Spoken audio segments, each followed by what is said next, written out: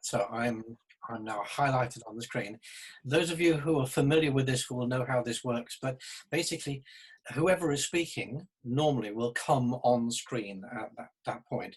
But for now, since we have you all muted on entry, you don't need to worry about that. You don't need to disguise yourself. You can sing Yankee Doodle or God Save the Queen or whatever, and no one need know. When we come to the second part of the talk, we'll open it up, and at that point people can appear on screen. They can ask questions via audio or whatever. Essentially, the way a standard Cafe Sci discussion goes, we start with a short talk, a deliberately rather short talk from an invited guest speaker. Sometimes we have had a panel with 2 or 3 people, and that can work remarkably well. But tonight we have more of our usual approach, a short talk from an invited guest speaker. And after a brief break, sometimes just to relax or have a cup of tea or whatever, we then have a question and answer session, a Q&A, that is much longer than the usual way that these public engagement talks goes. Usually you'll have a lecturer who'll talk for 3/4 of an hour or so, and you'll have at most 10 or 15 minutes for questions. The way we run our talks, you get a short talk from the speaker and a much, much longer Q&A session, at which point we really get to interrogate the speaker on whatever they may have said that interests the audience. So the audience has much more impact, much more influence over the way the discussion goes. And also, to be honest, by asking an academic to give a 20-minute talk rather than their usual lecture, you get something fresher. You get something a little bit more customized to our particular situation. So, Frank, don't want to put you on the spot there, but what we have found that it makes for a much livelier event and certainly a livelier discussion afterwards, because you don't have to second guess what the audience is going to be interested in. The audience themselves comes up with, pursues whatever particular angles they're after. So that is essentially the Cafe Sci model. And what we're finding at the moment is that it fits quite well with what this live streaming, COVID, self-isolating technology allows us to do. But we will see. We're continuously finding out what works and how best to make it work. So that is enough for me. I hope I've kind of filled the gap long enough to allow anybody who's a little late arriving to join in. We'll now go straight over. Professor Frank James from UCL, rather than describing your work and how you got into it and so on, which obviously I'm sure you'll touch on, can I now pass over straight to you to say hello, and then we'll leap straight into your presentation. Okay, thank you. Hello, many thanks. I'm sorry I can't be with you in person. I was going to be in Cornwall, but that's no longer practical. I hope to come down sometime in the autumn. I have been working at Humphry Davy for the last 5 or 6 years, and particularly recently been looking at Davy's very early life before he left Cornwall. Okay. So I begin with a quotation from a friend of Davy's, William Wordsworth, the poet, who in 1802 said the child is father of the man, and that seems to me sort of quite a good motto for this particular talk, because if Davy hadn't done the sort of things he was able to do when he was growing up in Cornwall, we would not have heard of him. And this is the earliest known portrait we have of Davy, painted in Bristol when he was probably about 21. Now, just to remind everybody why Davy is so famous, before looking at his time in Cornwall, he discovered when he was in Bristol the physiological properties of nitrous oxide gas, laughing gas, and here he is demonstrating it in a lecture in the Royal Institution, and he was also one of the most popular scientific lecturers in the first decade of the 19th century. At the Royal Institution, he discovered sodium and potassium, and among other chemical elements, using batteries such as this. In 1815-16, he invented a form of the miner's safety lamp for coal mines. Really, really important invention. He, in the 1818, worked in Naples on trying to unroll the power discovered in Herculaneum, and in the mid-1820s developed what we now call the sacrificial cathodic protection of the copper bottoms of ships. And in the 1820s, he was also president of the Royal Society of London. This is Thomas Lawrence's portrait of him in that role. So you have the president of the Royal Academy painting the president of the Royal Society of London.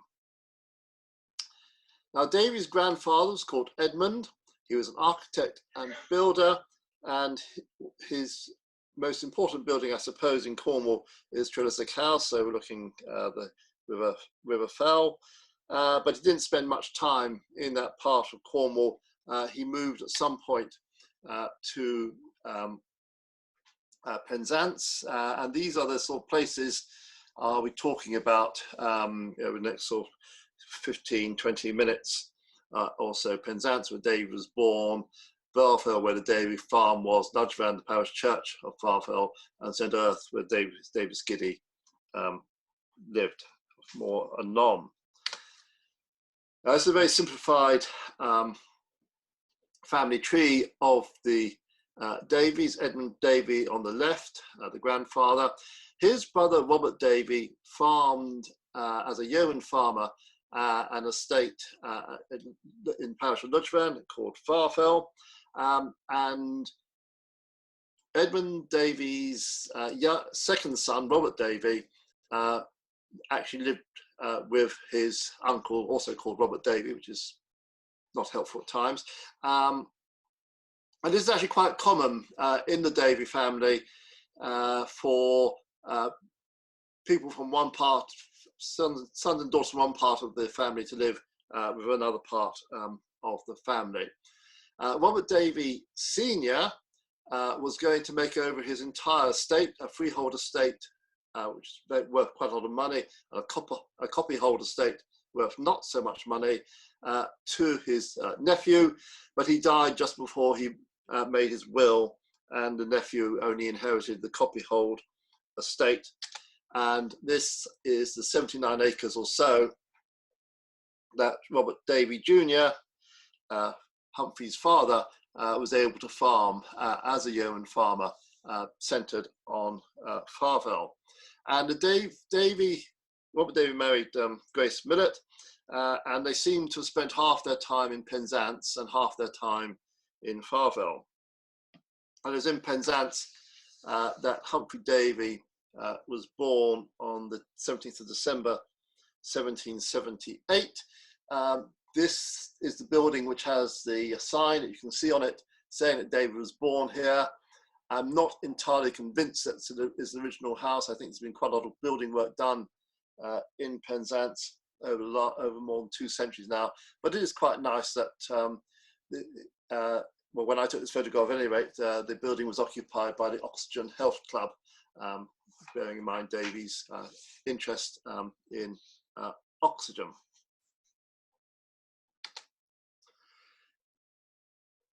Now, while the Davies lived half in Penzance, half in for Farfell, the other main character in Penzance was Dr. John Tonkin, who had known Davy's mother and had brought up Davy's mother to some extent because her parents died when she was very young, and took a very strong interest in the Davy family. And this is a notebook that Tonkin took of all the things he gave to the Davy family. So really quite extraordinary document recording such mundane activities as sort of the Davies giving him a brace of ducks, his farming out a cow for one summer at the Davy farm, and so on. And those are quite small things, but also Tonkin spent a lot of money educating both Humphry Davy and his younger brother, John Davy. And what that tells you is that there were quite serious financial problems in the Davy family. Robert Davy, his father, built this house at Farvel, where young Humphry would spend at least some of the summers, and according to one legend, he would ride between Penzance and Farvel on a donkey. Opposite Farvel House, which you have in that direction away from the image, is St. Michael's Mount. And this became a really significant part of Davy's imagination. Davy, throughout his life, from about the age of 15 until very close to his death, wrote poetry, which is one reason why his friends, very good friends with people like Coleridge and Wordsworth. And St. Michael's Mount occurs in about 5 or 6 poems written at various times throughout Davy's life. I can't quite, this has actually been blocked by my screen, so I shall try and, I can't read it. So just spend a few seconds reading the poem, we'll move on.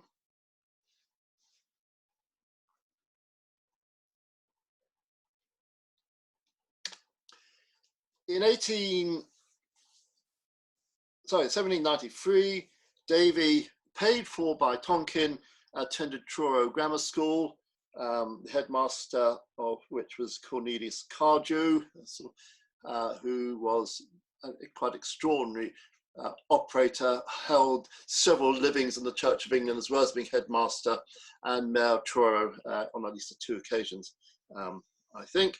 And the school still, the building still survives. It's a it's a wine bar, quite a pleasant wine bar that was raining when I was there. Davy only spent 1 year at Truro Grammar School. The intention must have been for him to go to study in order to go to university, Oxford or Cambridge, possibly taking orders or going to medicine at University of Edinburgh. But that was not to be because his father became very ill and also in serious debts. So this is the rate book for Ludgvan.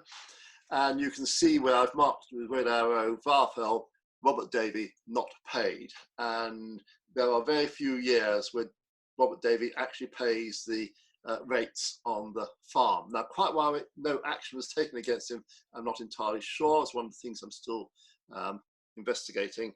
But it shows the state of his finances. And he died at the end of 1794, leaving about £1,300 of debt, a widow, and 5 children under the age of 16. This is the plaque in Ludgvan Parish Church, which makes a quite extraordinary error of recording Robert Davy dying in 1796. He actually died in 1794. Robert Humphrey's mother, Grace Davy, having to sort of deal with this debt, bringing up some very young children, decided to apprentice Davy to John Bingham Borlase, an apothecary in Penzance, and these are Davy's indentures of apprenticeship signed in January 1795. This is the only set. All apprenticeships came with 2 indentures. This is the only time I've ever found both parts of an indenture.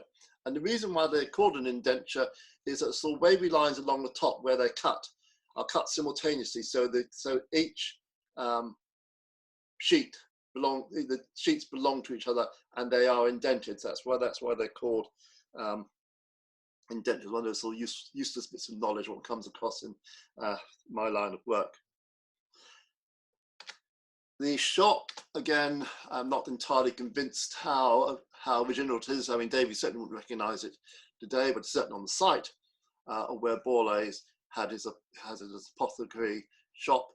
And a few years ago, I was involved in putting up a National Chemical Landmark plaque on the shop, saying this is where Davy served as an apprentice. Now there one might have thought Davy would have just sunk into provincial obscurity, or remained in provincial obscurity, practicing as a surgeon, as an apothecary, writing poetry, and so on. But a most extraordinary set of circumstances occurred in the winter of 1797-8, when staying in Penzance for the sake of their health was Gregory Watt, the son of the Great Midlands engineer James Watt, and Tom Wedgwood, the son of the Great Midlands potter Josiah Wedgwood, who had recently died. Both Watt and Wedgwood were staying in Penzance for the sake of their health, because they could not go to the continent. Britain had been at war for 4 years with France. It was more or less impossible to travel onto the continent. Italy would have been the obvious place for them to have gone for the sake of their health. And so their doctor recommended Penzance because of the mildness of their climate. Although Gregory Watt did record in his diary that it seemed to be mostly rain when he was there. But if you do go in December, January, February, March, I'm not sure what else you can expect. He looked for accommodation, and this is the letter he wrote to his father, saying he found some accommodation in Penzance, run by an elderly lady. This is Davy's mother, Grace, who was then aged 45. So either she'd been prematurely aged by the strain of bringing up 5 children under the age of 16, and starting clearing a debt and running a small millinery business, or anybody who just turned 20, as Gregory had, thought that anybody aged over 40 was old. I've got no idea.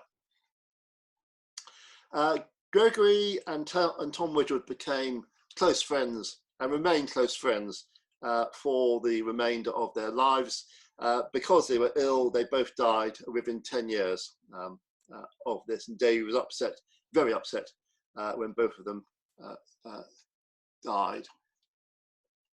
Linked to this was a minor member, very minor member actually, of the Cornish gentry, Davis Giddy, who lived at Tredear, and he helped patronise Davy, allowed Davy access to his books, introduced Davy to John Edwards, the director of the Cornish Copper Company at Hale, which was very well equipped with scientific instrumentation, and which Davy used. More importantly, Giddy was the former student of Thomas Beddoes, who had been redoing chemistry at the University of Oxford. Beddoes was a Democrat, a Jacobin, a supporter of the French Revolution, under Home Office surveillance. There was at one point a nice big file in the Secret Service reports, but we just got the title of it now, saying that he was a seditious person. He had a huge row with the Vice Chancellor of Oxford, which resulted in him leaving Oxford, moving to Bristol, where he was able to live in this really rather nice house in Clifton. Like a lot of the political radicals of the day, he actually had private means, so he could give all his sort of political views without having to worry about earning an income. And he decided, as a radical doctor as well as a radical politician, to explore the possibility of using gases as a sort of form of therapy, inhaling gases, see if it could cure cancer or tuberculosis or whatever. And he discussed this with Giddy by letter when they met. And Giddy suggested to Davy that Davy should send his ideas on chemistry to Beddoes, to see if Beddoes might have a job for Davy. This is the first page of Davy's essay. It's about 60 pages. It's in the Royal Institution of Cornwall in Truro. And Beddoes, quite extraordinarily, sight unseen, decided to appoint Davy as superintendent of the medical, of what he called the Medical Pneumatic Institution in Bristol at the age of 19. I mean, all these people were very, very young when they made their break. There was a slight problem, however, and that was Davy still had a year and a half of his apprenticeship to go. Apprentices simply could not walk out of their apprenticeships. That was actually illegal, and newspaper reports are full of masters saying, "Have you seen my runaway apprentice?" Davy couldn't do that, and so there was a complicated negotiation involving Giddy, Tonkin, and Davy and Borlase about releasing Davy from the apprenticeship. And there's a dinner recorded in Giddy's diary where he says he had dinner with Tonkin, and I would love, that's all it says. That's all the diary entry says. I would love to know what actually they said, because within a couple of days, Borlase had signed this authorization freeing Davy from his apprenticeship in October 1798. And Davy went to Bristol, where he worked in the Medical Pneumatic Institution, got it going, spent 2.5 years there, and his career never looked back. And that first step from Penzance to Bristol was what made Davy's career and all the sorts of work I mentioned at the beginning. Davy, when he died in Geneva in 1829, was probably the most famous scientific figure in Britain. The obituaries go on at huge length, much more than you would expect for most people. And there are plans to celebrate and commemorate Davy in Cornwall. The original plan was to build this, must have been sort of 100 foot, 150 foot monument on Escurjac Hill overlooking Mounts Bay. They couldn't raise the money to do that, and a few years later they built the they made the statue of Davy in Penzance Town Square, complete with safety lamp, because after Davy's invention of the safety lamp, he always had his iconography depict him with the lamp to make the point that he invented it and not his arch rival George Stephenson. And that's the beginnings of Humphry Davy's career and how he's commemorated, or wasn't commemorated, in Cornwall. Not quite sure what the time is, but I think I'm probably reasonably there.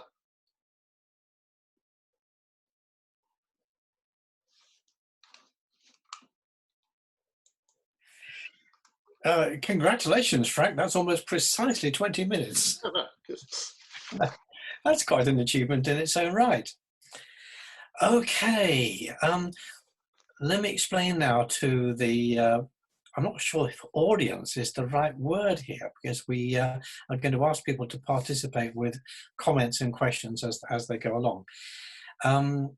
But we do suggest to our speakers that they give a short talk that throws out lots of leads on which people can maybe ask further questions of your own.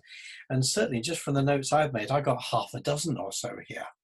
But there are two ways that you, those of you in the audience, can put a question. Well, three, I suppose, really. Firstly, if you're happy to type up a question in that chat screen that appears on, in my case, on the right of my screen, I think it is for most people, then by all means do that. If you're happy to actually appear on screen, you can ask your question in person. You don't actually have to have your video turned on, so that if you'd rather not be actually visible, but you would like to ask perhaps some of those slightly more complex questions that aren't easy to put down rapidly, depending on the quality of your typing, you are very welcome to do that. And so David here, who introduced himself right at the beginning, he'll be scanning the chat to see who's there and who's asking questions. And that helps both me and Frank, because we don't have to do it ourselves. We can concentrate on the answers and keeping the question going.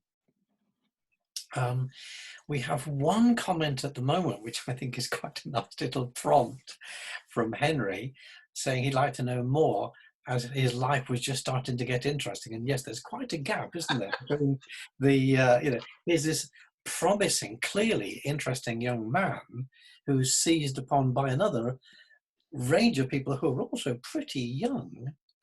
And we are talking about the time when to be young was very heaven, are we not? Wordsworth, yes. Yep. Yeah, quite. So, rather than just asking you to expand the whole thing, because that's quite a lot, can I leap in with a couple of questions in particular? I'm intrigued by one of the comments that, as far as I could read it on the screen, Humphry made in the beginnings of his essay, when he talks about chemistry appearing in, as I understand it right, the ruins of alchemy. Yeah. Can you flesh that out a little more? Clearly, alchemy was already losing its, John Dee style credibility, but there's a gap between that and the arrival of what we would now recognize as proper scientific chemistry. But how far had we moved at that point from attempting to turn lead into gold into the proper scientific discipline? And where would you put Humphry in that process? Right. Well, Humphrey referring to alchemy was a rhetorical process, because alchemy by the 1750s was so seriously unrespectable. I mean, French chemistry, particularly, has sort of shown the possibility of doing those sort of alchemical operations. So later on in the 18th century, you've got Lavoisier, who sort of develops notions of conservation of matter and so on. But what Davy was going to do in that essay was to attack Lavoisier. And so he had to make sure that he wasn't going to be open to the accusation of wanting to go back to alchemy. So he had to sort of head that off right at the beginning. And Davy was, even at the age of 19, one of Lavoisier's major opponents, particularly over the notion of caloric.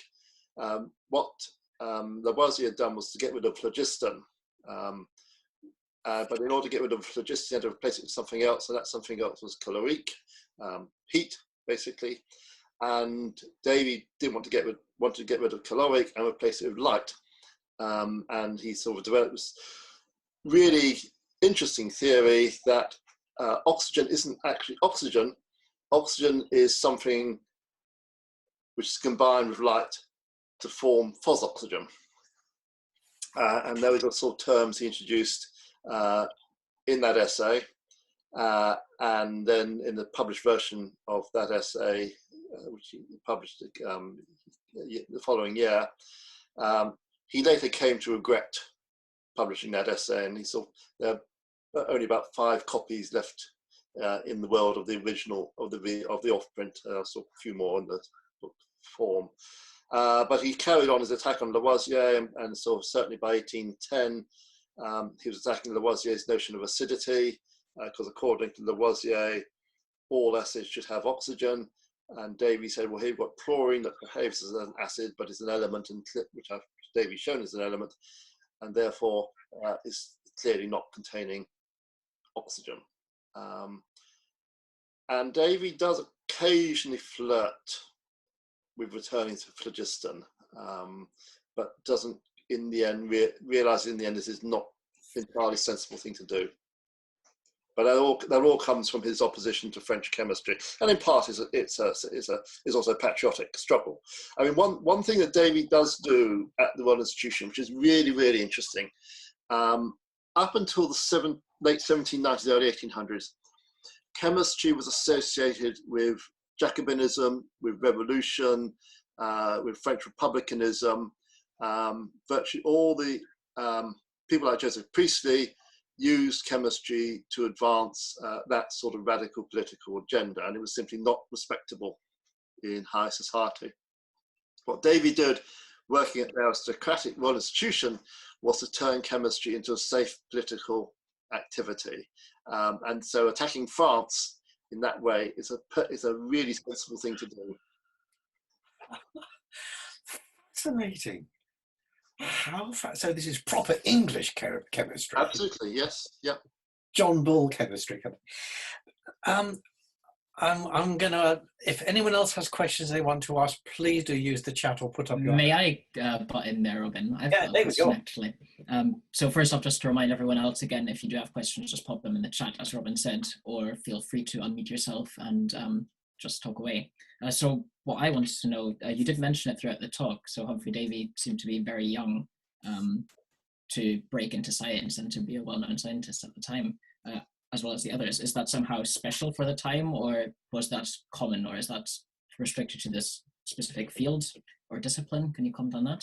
No, I mean, people who were young made their mark very early on. So Pitt, who was the Prime Minister at this point, was Prime Minister at the age of 24, took office at the age of 24. Turner exhibited his first paintings at the Royal Academy when he was in his late teens. It's just something you did. Coleridge and Wordsworth in their early 20s made their poetic reputations. It's partly to do with a change of aesthetic from, and these are slightly anachronistic terms, from Enlightenment rational ways of doing things to romantic exploration of one's inner self. I mean, that's basically what Coleridge and Wordsworth were all about, and Davy to a certain extent. And so being young was certainly no bar to sort of becoming famous very, very quickly. I mean, Davy went to the Royal Institution at the age of 22. After all, so it's just how that period functioned. And if you look at and it's not only just Pitt as Prime Minister. If you look at the leadership of the British state and the British military, again, they're all very, very young men. I mean, not in their teens, but certainly in their mid to late 20s, that they're sort of taking on huge amounts of political and military responsibility. And that's again, and that's part of that is the severe shock the loss of the North American colonies from 1776 had. I mean, it showed. I mean, during that war, the things happened that simply should not happen in British history. The French Navy defeated the British Navy. This is not something that should happen. And so, throughout the 1780s into the 1790s, you got the complete restructuring of the infrastructure of the state, and that was done by young people who needed to get on and do it, and they did it. That's really interesting. Thank you very much. Well, questions stacking up in my mind now, but the proper thing is to go to the audience. We have a question from Loveday Jenkin. How much do the roots in the Cornish Enlightenment figure in the development of Davy's career? So much going on in science and engineering in West Cornwall at the time. Loveday, we might want to tease you out a little bit to explain what you mean by Cornish Enlightenment, perhaps. But Frank, can you work with that question as it is? Or yeah. So, I mean, you started having public libraries in Penzance, which the Morab Library is the grand library, great descendant of those original Cornish libraries. And Davy clearly had access to that. Davis Giddy, Oxford graduate in chemistry, clearly had a very good library which he shared with Davy and others. You had clearly a very good laboratory in the Cornish Copper Company at Hell, to which Davy had access. So there's a lot going on which allowed Davy to develop his chemical and scientific interests. But I think the other thing I would say is that Davy was a really, really creative individual, and would, if he didn't have access to any sort of scientific apparatus, and certainly in the very early days he didn't. He would improvise. So he made an air pump out of a syringe, for example. And when he worked very, very quickly. And Davy's method of working is interesting, and it repeats itself throughout his life. He'd go away and think about a problem, often for several months. And then once he thought about it, he'd come and do the experiments. And the experiments actually take a very short amount of time to do. The very intense experimentation, but over a very, very short period of time. And that seems to be what he did in Cornwall. So the resources are there. And Cornwall was also a rich county, one has to say, in terms of the mining interests and the farming interests. So there's a lot going. There's a lot going for him, and a lot going for Davy. Does that answer that question? Shall I just come in and say that I Right. think Yes. it's very interesting to me, and I don't think it's been fully explored, all the different things that were going on at that time in Cornwall. And I think Davis Giddy, who of course became Davis Gilbert, had a lot of influence. But then there was obviously, as you say, the Coleridges and you know, the whole development of education in the Helston area. You know, it led on to the, you know, like the Brontes, all the sorts of things that were going on in West Cornwall, which people in the past, certainly looking at biographies of Davy, have thought, oh, he's come out of a provincial background. I'm not entirely convinced it was a provincial background. There was a lot of links between Cornwall and London in terms of what was going on in science and engineering. And actually, maybe the whole milieu of what was going on in Cornwall at the time gave him the freedom to be that creative person, which maybe in other places he wouldn't have done. But that's just my supposition. Yeah, there's sort of province versus metropolis argument is an interesting one, because you can look at any particular region, Cornwall, the Northwest, Lancashire, the Lake District, and if you draw a line, you can say, well, these people came from there and sort of made their careers. I think the thing I would say about that is, I mean, everybody talks about tyranny of distance, which can be helpful, can also obscure. I think the thing is, because of the distance from London, there was still probably 4 or 5 day journey by land, and could be anything, however long it would be by sea, meant that you actually had to do things yourself in your own particular area rather than rely on the resources of London. And Davy certainly does not, as you say, rely on the resources of London for his early work. But, and it is a big but, once he leaves Cornwall, he doesn't come back. He comes back on family visits on about 5 or 6 occasions. So he really sees himself making his career in London. Giddy / Gilbert does the same thing. He becomes an MP, spends a lot of time in London, and ultimately moves to his other estate near Eastbourne in Sussex. So people do move around a bit.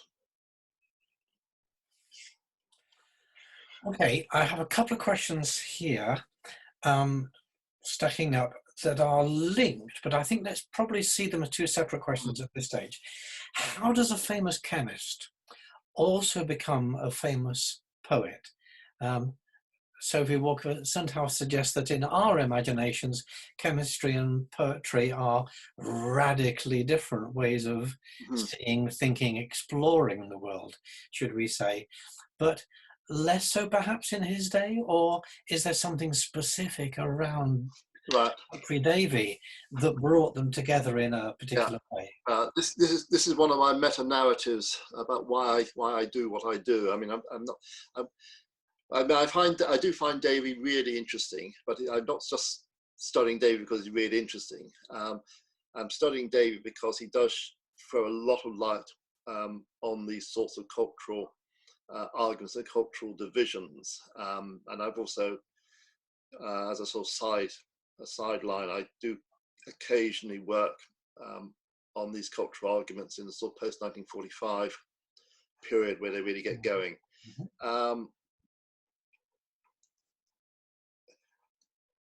There isn't, in Davy's time, there was not this thing called the two cultures, which was a phrase that C.P. Snow coined in the 1950s. And that very simple-minded dialectic has obscured all sorts of historical links between poetry and art and science and engineering and so on. And it's only fairly recently that we're sort of beginning to sort of get to grips to understand a common culture where people could do more than, if you have, so things like you are a poet, you are a chemist, are modern cultural categories. And there's been a strong tendency to read those modern cultural categories back into late 18th, early 19th century. So Davy is a chemist, and he does this funny poetry stuff. Coleridge is a poet, but he's also profoundly interested in chemistry. In fact, when he's in London in 1802-3, and he goes to attend Davy's lectures at the Royal Institution, Coleridge writes in his notebook that he goes to lectures to Davy's lectures to increase his stock of metaphors.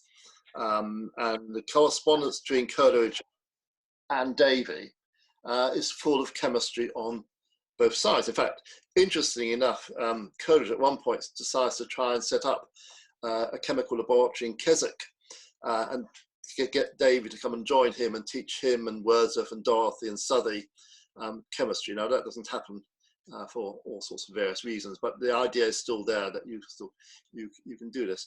So this sort of notion that the cultural categories that we use today were the same cultural categories at that point simply doesn't hold up.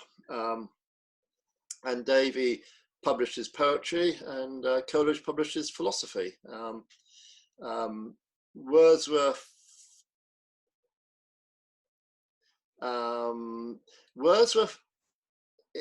Wordsworth's kind of interesting if you look at the development of his thought in the preface to the various editions of Lyrical Ballads, where he basically conducts a dialogue with Davy over what science can tell you about the natural worlds, because there's a sort of interesting idea there that Wordsworth and Coleridge are these sort of nature poets. Well, one of the ways you study nature is through poetry, another way you study nature is through science. So one has to sort of try and, as a historian, get rid of these modern cultural categories. It seems to me from your earlier description of Beddoes, say, let alone Wordsworth's fondness for the French Revolution, that there's actually, we're talking almost like a dyadic opposition between chemistry and poetry, but it's almost like more triadic. There's also radical politics. You've got scientific exploration, you've got the romantic imagination, and you've also got this seditious chemistry, as you were describing it. But we have a more specific question to try and pin this down a little bit on one part of that dyad.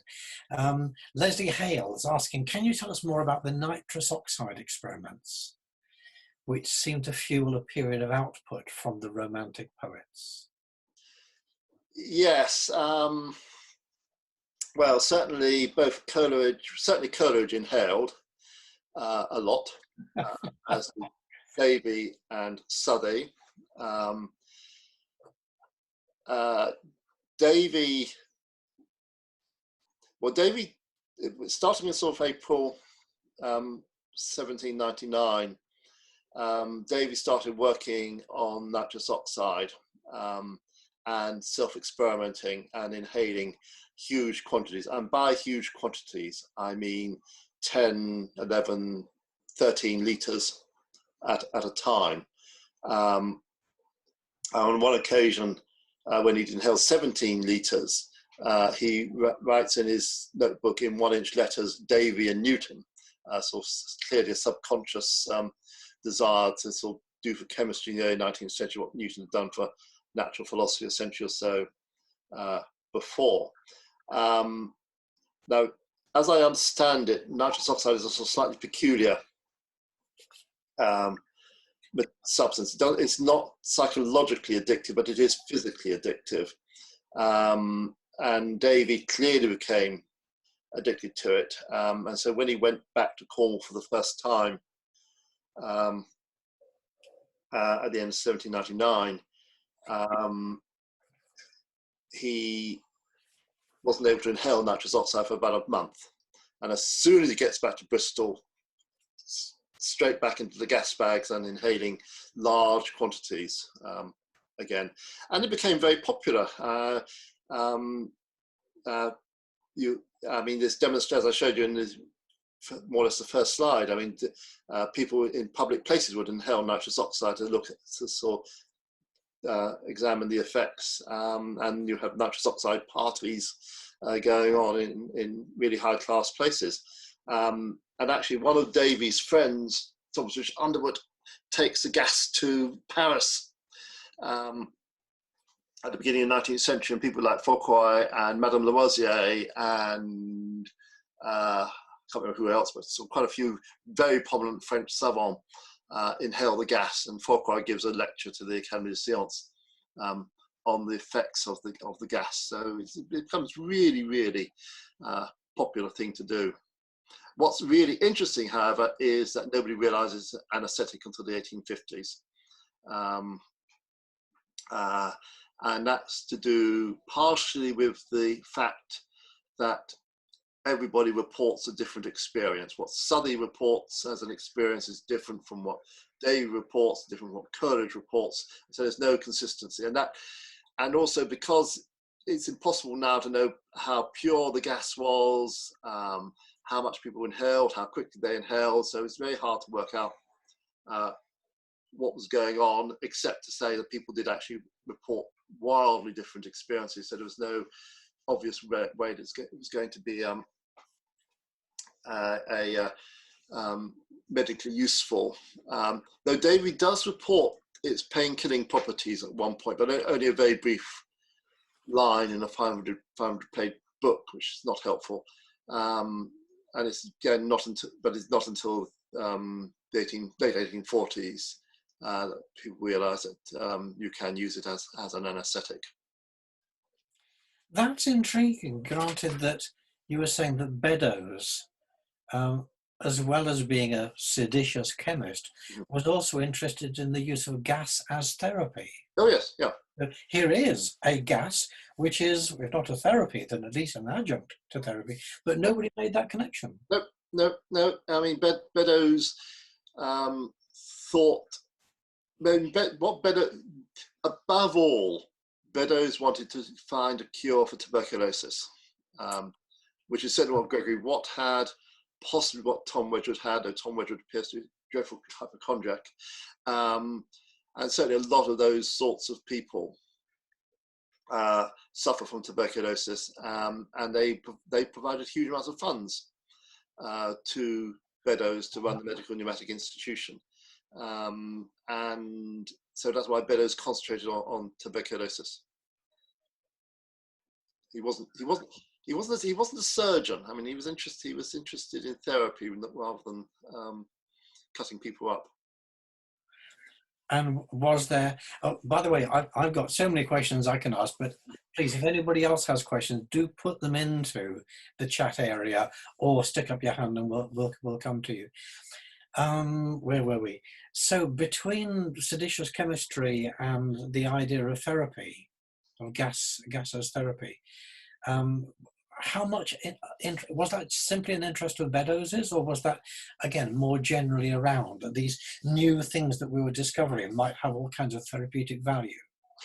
Well, that was basically Beddoes's idea. It wasn't many other people's idea, because during all through the 1790s, from the time Beddoes was sacked from Oxford, he spent a lot of time fundraising, trying to raise, well, his target was £4,000, but because of his radical political connections, London funding was closed off to him. They simply refused to have anything to do with him. And in the end, as with so many fundraising campaigns, it was down to a few people. In the end, half the money he raised came from 17 individuals, all of whom were Whigs, including Georgiana, Duchess of Devonshire, who was one of his major patrons. So he got going with that amount of money, with the intention of just experimenting. I mean, the Medical Pneumatic Institution is really interesting because it's the first purpose-built research laboratory in the country. And Beddoes was always clear was going to be of short duration, but mostly because money would run out after a while. And I think one of the motivations of Davy leaving the MPI was because the money was about to run out and he would be jobless. And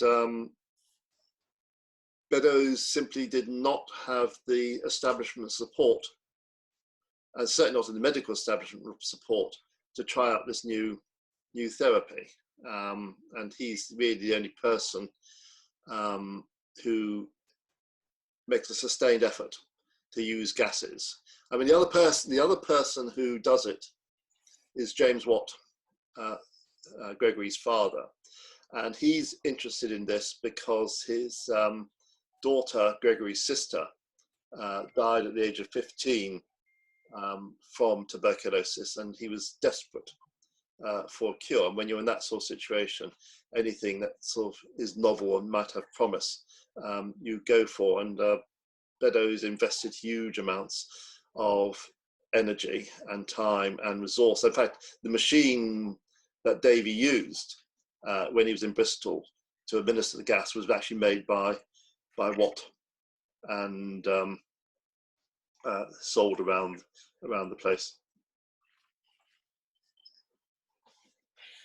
Ah, well, that's a nice link with another question I was going to ask. You mentioned in your original presentations the galvanic apparatus, Mm-hmm.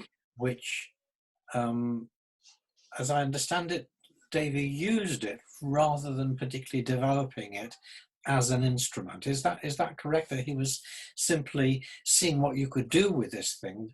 That galvani, is it? Am I right? Well, it was done by Volta. Galvani first observed the sort of electric current in sort of frogs and sort of coming from animal electricity. Volta made what he called a pile, so alternate metal discs with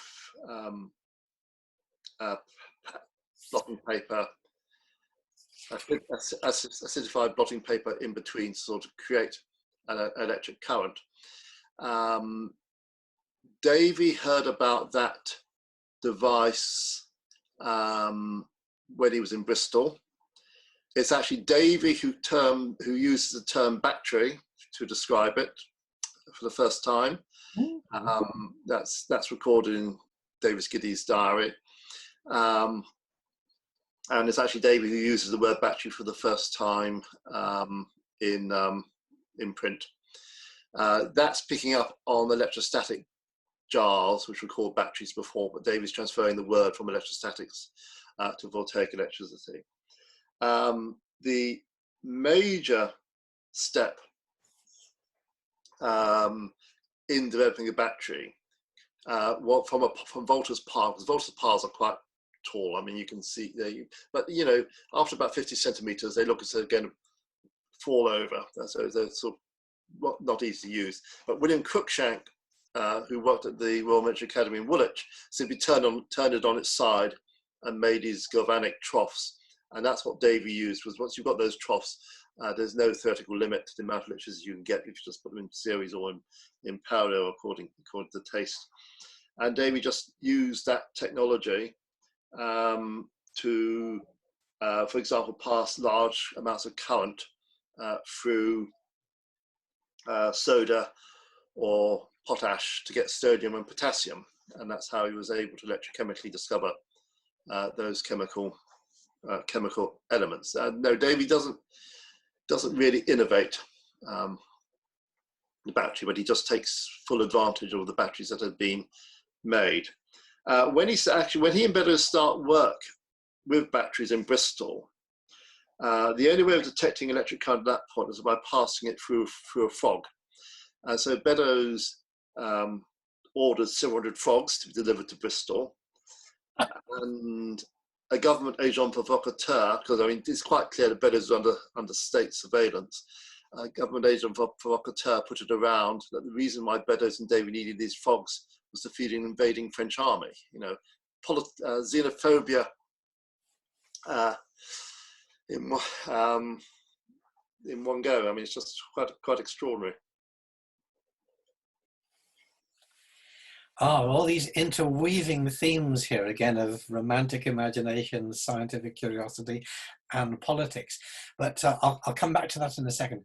Was nitrous oxide Davy's only vice?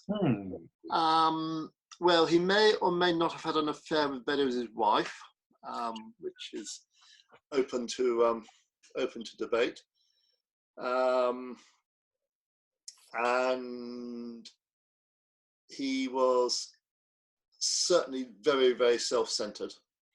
I mean, at times I think the only thing Davy's interested in is Davy, and it's quite extraordinary. If he's in a tight spot, he will simply lie. I mean, it is just amazing. There's a letter in the British Library written to a friend of his called John George Children, where Davy says something, doesn't matter what it is, and Children just annotates it saying this is a direct lie. Now, you don't normally get those sorts of things written on 19th century letters, and Davy will do that. I mean, he can be pretty ruthless in those kind of issues, and partly I think that's to do with his lack of self-confidence. I mean, if somebody who moves from Davy's background to being president of the Royal Society of London, marrying a very, very, very wealthy heiress, he does lack a certain amount of confidence in himself, which is why he treats Stevenson so appallingly badly over the safety lamp episode. He just sort of, there was absolutely no need for him to sort of criticize Stevenson in the vitriolic way that he did, but he did.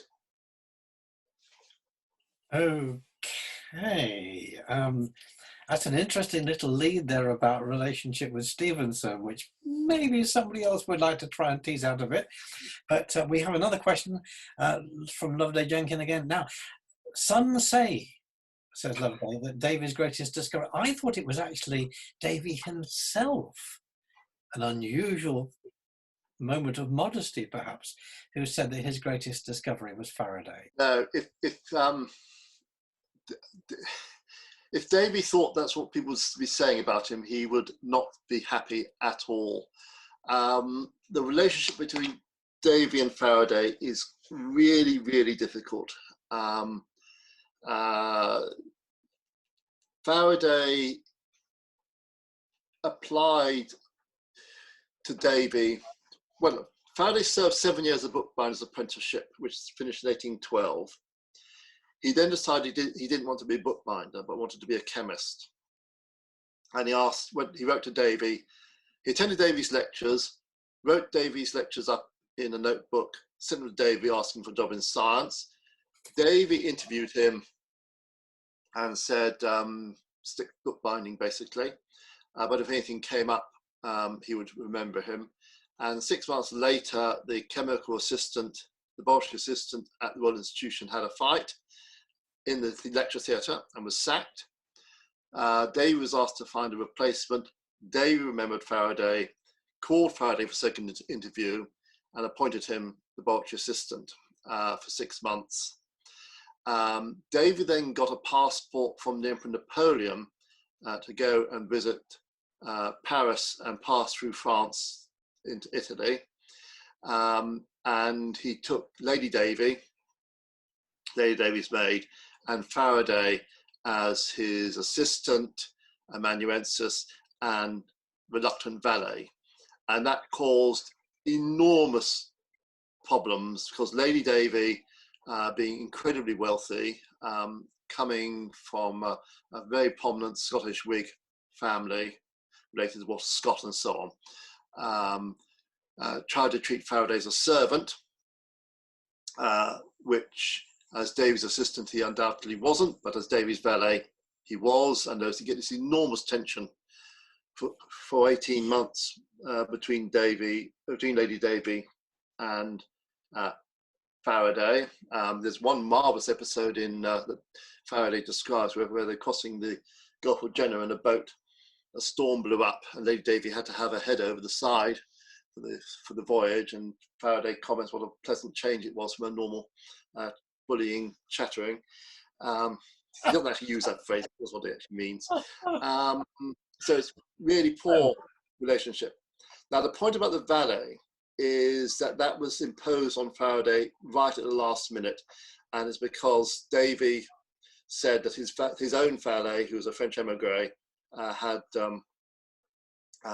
decided to not go to France for fairly obvious reasons, and it's too late to find a replacement. Would Faraday do that job?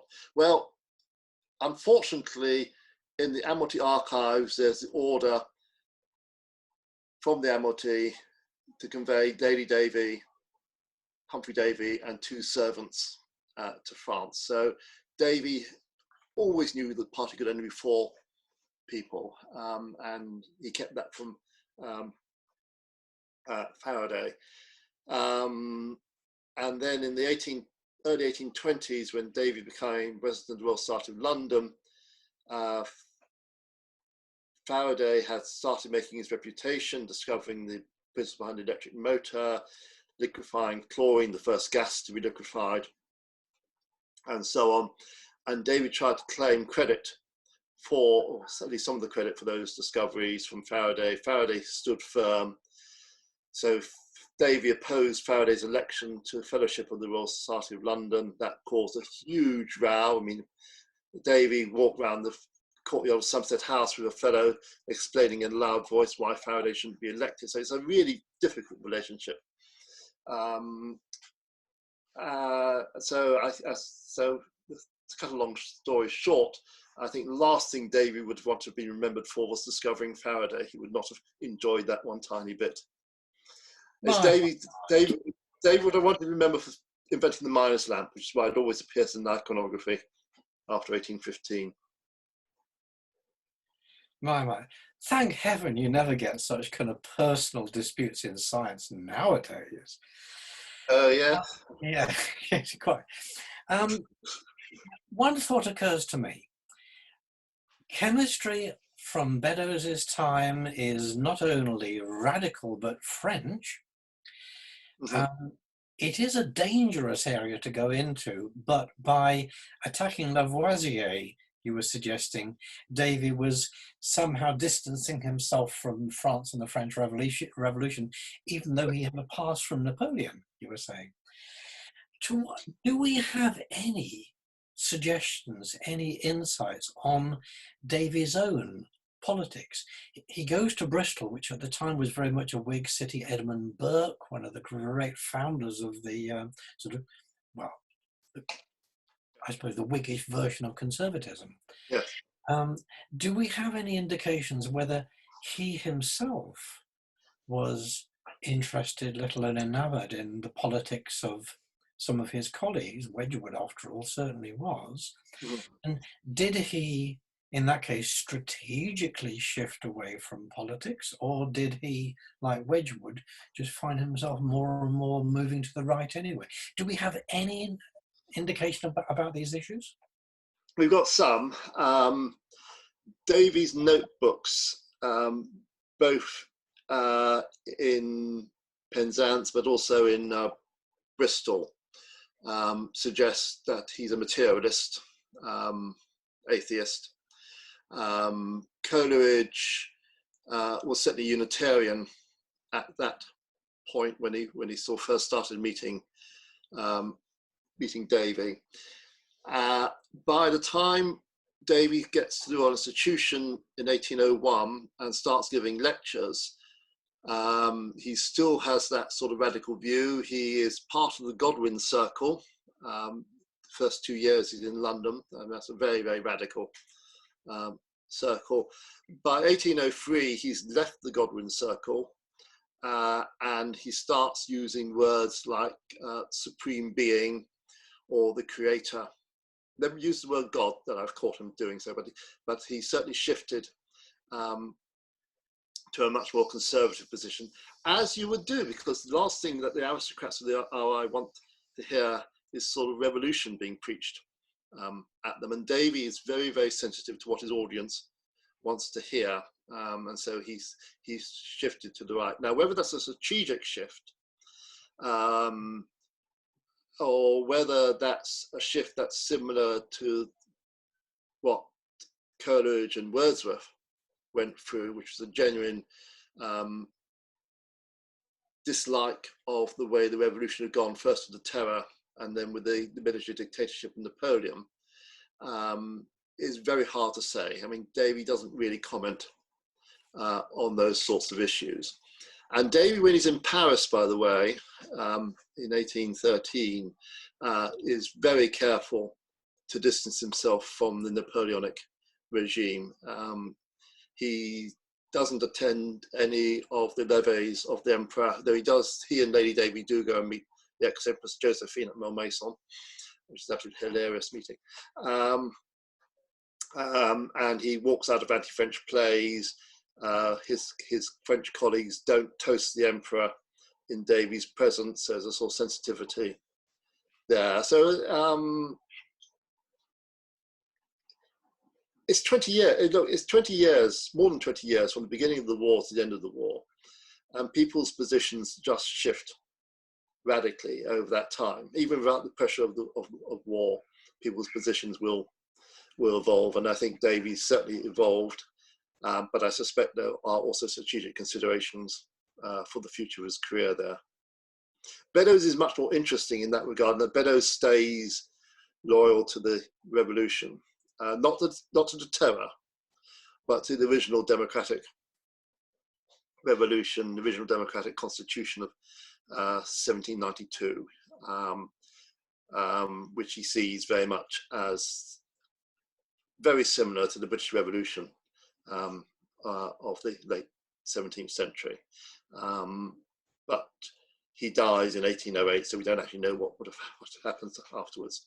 He certainly did not like Robespierre and did not like Napoleon. Okay, number of ways we can go from here. By experimenting on himself and his friends, you could conceivably argue that Davy was an earlier doctor of citizen science. I won't push that. You could, yes.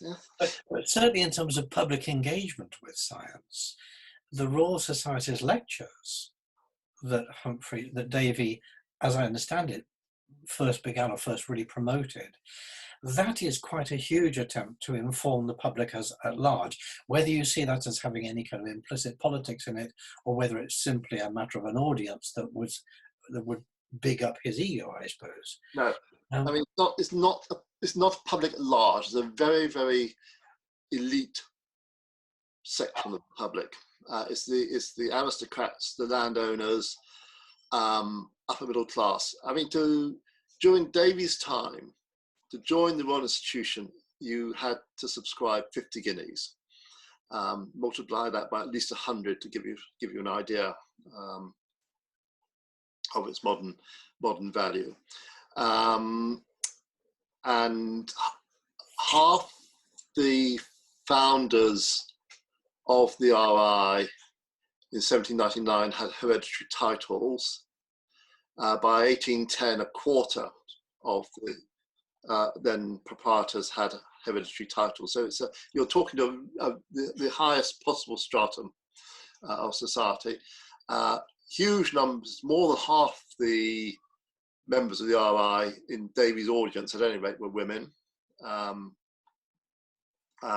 who were performing some sort of patriotic duty to attend Davy's lectures, because their husbands are off at the war, so they've got to do something. That's something to attend Davy's lectures.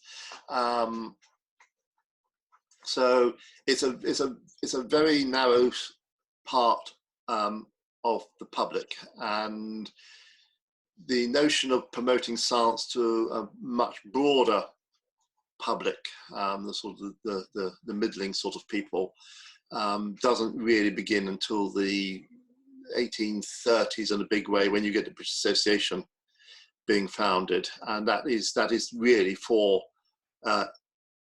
everybody in the middle class, not just the aristocracy or the super wealthy.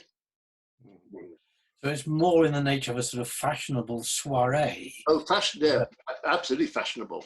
I mean, and seeing even as late as the 1850s, somebody like George Eliot is saying that going to the RI to hear Faraday is like going to the opera. I mean, it's that sort of experience that they're looking at.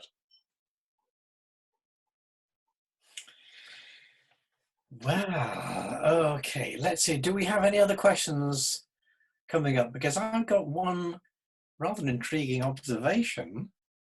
Do we have Liam out in our audience anywhere?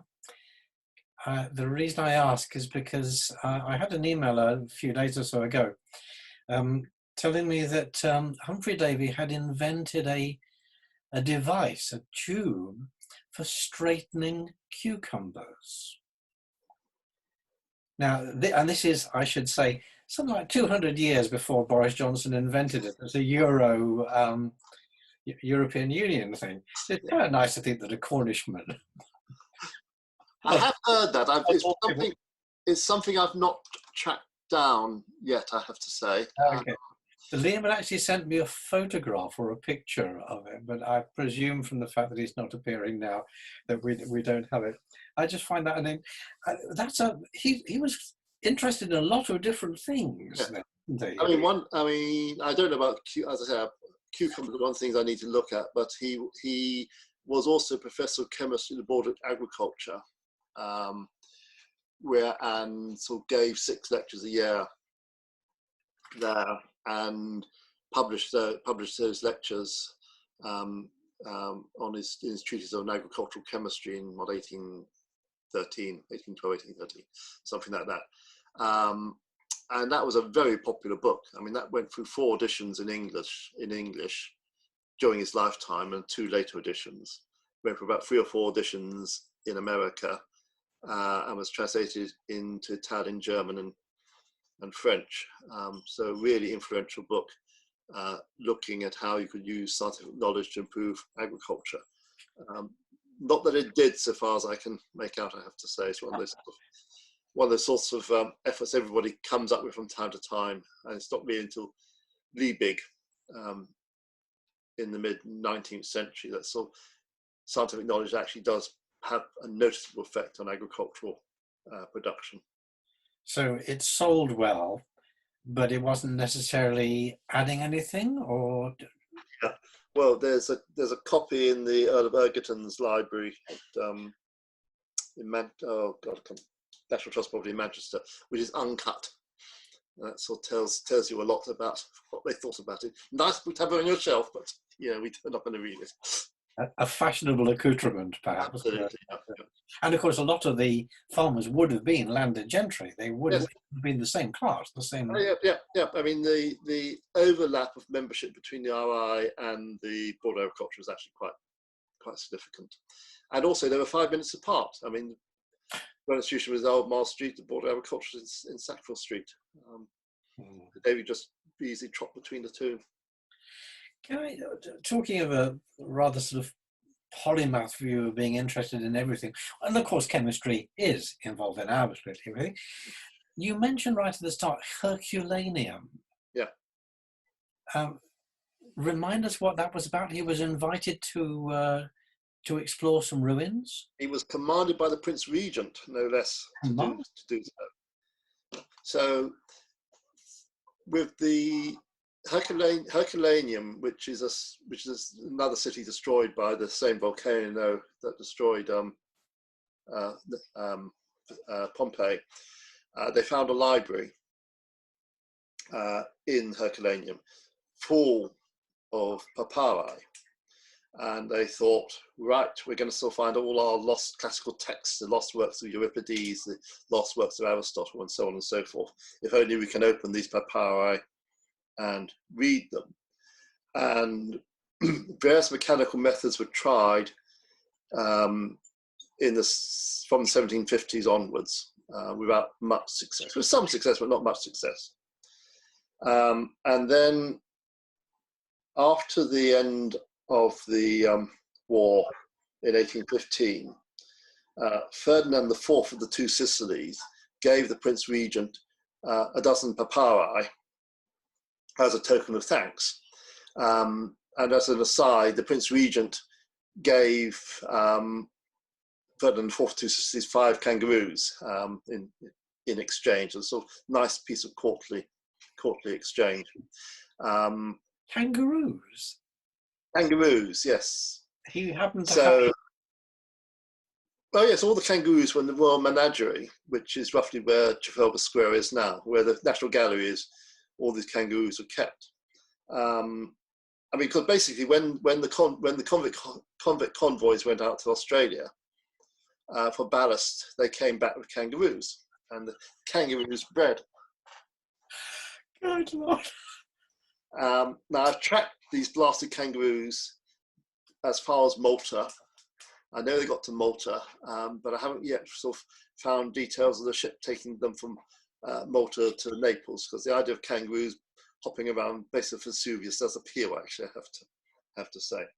Anyway, so the Prince Regent got Davy to examine these papyri that had been sent to London, and Davy developed a method of chemically unrolling the papyri, where you put the papyri in iodine and heat them up to about 400 degrees Fahrenheit, and then gently unroll and very, very quickly copy the script. And so the Prince Regent, Davy had an audience with the Prince Regent, who then commanded him to go to Naples and sort out the papyri in Naples Museum, which Davy did. And Davy, I'm not quite sure precisely what happened, but Davy's so annoyed the Neapolitan authorities that he wasn't quite expelled, but he left Naples very, very rapidly in early 1820. And certainly the British military commander in Naples, who's called William Descartes, didn't quite know what had hit him, and there's sort of wonderful exchanges of correspondence between him and Castlereagh's foreign secretary, trying to work out what to do. Anyway, Davy leaves, comes back to London just in time to be elected president of the Royal Society of London. So in many ways, it was fortunate that he had to leave Naples, because otherwise he might not have been elected. But I'm afraid to say it's still a problem. There's a sort of there's a group at joint group of Naples, Oxford, and Oslo, who are developing remote sensing devices. So you sort of take sort of scans of the papyri without unrolling, because unrolling them actually sort of destroys them. If you've ever seen the papyri, and there was a nice display of them a few years ago at the British Museum, you just look at them, they're gonna sort of disintegrate. So the idea is now you sort of use X-ray tomography or something like that, and simply take scans every few nanometers, and then computationally pull the text together. And that's beginning to show some results. But I'm afraid to say it's not the lost plays of Euripides or the lost works of Aristotle. It's a lot of first century materialism, which is interesting. If it is interesting, if you're interested in first century materialism, but not many people are, I have to say. I don't know about you folks out there, but my head is spinning with all this. we are starting to get some people saying they're having to leave, and we would normally try and end up about 7:30 plus. I think we've had pretty extraordinary insight into a remarkable individual. Through him, an insight into his life and times, and through that, a whole new way of trying to look at that triangular relationship between the scientific imagination, the political imagination, and the machinations, and the poetic imagination. It's quite an extraordinary mashup, shall we say, to take a very modern. He's certainly a fun figure to work on, I have to say. He certainly is. I know we've had a number of people saying that they're very interested in Davy and they're working on him for one thing or another. This is maybe the moment just to mention again that we are recording all of these talks. We have to do a little bit of tidying up and so on, but all of these things will go onto our YouTube channel, at which point anybody who had to leave or wanted to pass on to any other people that you know that would be interested in even a tiny little fragment of this extraordinary picture. So you'll find the recording of this there. Just briefly, we are running these talks every week, certainly during the Corona lockdown era, but I think probably will continue to be online in this way, even once we start to be able to get out and frolic in the fields again. Our next talk coming up next week is going to be closer to home. I think the nation's favourite insect. It's going to be a talk on the bee, the bumblebee specifically. Ben, can you say a little bit more about it? Do you want to give us any more insights? Yeah, so it's going to be by Beth Roberts, who is a research fellow at the Environment for European Environment and Human Health in Truro. Actually, her PhD all on bumblebees, which she completed a few months ago. So she actually loves bumblebees, so she can't wait to come and tell us all about well, everything about their behaviour, about their lives, and anything you need to know about bumblebees, she'll know about it. So yeah, it should be a really fun one. Right, and if there's any science and politics in their lives, I'm sure that's going to come out too. There always is politics, isn't there, in any community, whether it's insects or whoever. Right. Okay, folks. Normally at this point in the evening, we would ask for a round of thanks for our guest speaker. Since we have you all muted, I believe, at the moment, let's unmute everybody. David, can we do that easy? Is that all? And so we can now have I think, a round of thanks to an amazing speaker on an amazing subject. Thank you very much. Thank you.